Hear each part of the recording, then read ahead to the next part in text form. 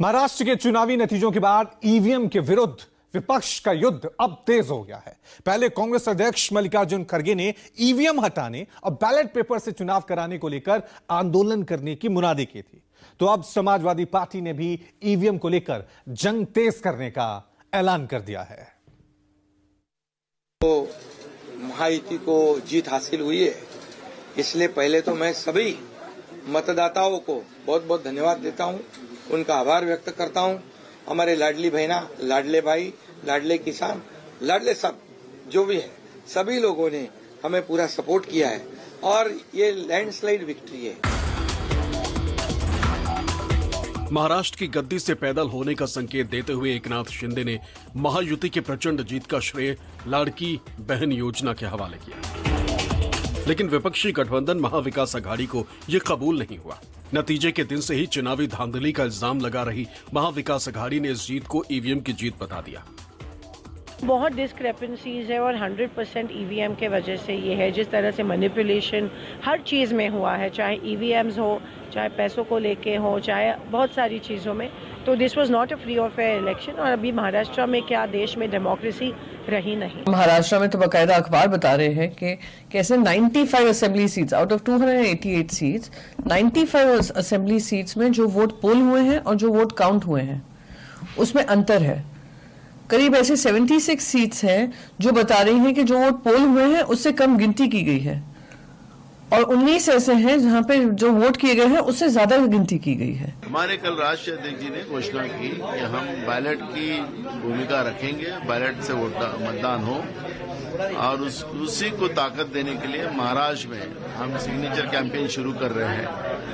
और जब राहुल जी की यात्रा आएंगी तब महाराष्ट्र सबसे ताकत से राहुल जी के साथ खड़ा रहेगा।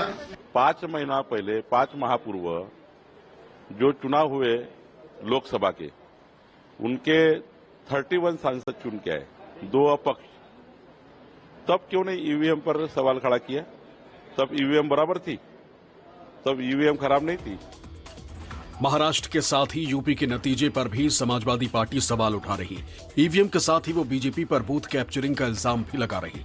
इसी बीच मंगलवार को मल्लिकार्जुन खड़गे ने ईवीएम के खिलाफ आंदोलन की मुनादी कर दी और 24 घंटे के भीतर इंडिया गठबंधन के दूसरे दलों ने भी बैलेट पेपर की मांग बुलंद कर दी।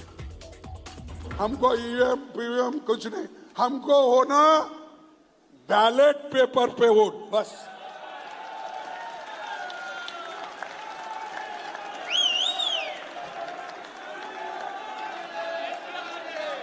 उनको वो मशीन उनके घर में तो रख लेने दो, या मोदी साहब के घर में रहने दो, या शाह के घर में रहने दो। राहुल गांधी जी के नेतृत्व में जैसा भारत जोड़ो यात्रा निकाले, वैसा ही ये पेपर, बैलेट पेपर हमको चाहिए। भाजपा संविधान से नहीं चलती है, भाजपा मन विधान है उनका, वो मन विधान से चलती है। और लोकतंत्र में लोग वोट डालते हैं, लोग वोट डालें, ये तंत्र से वोट डलवाते हैं।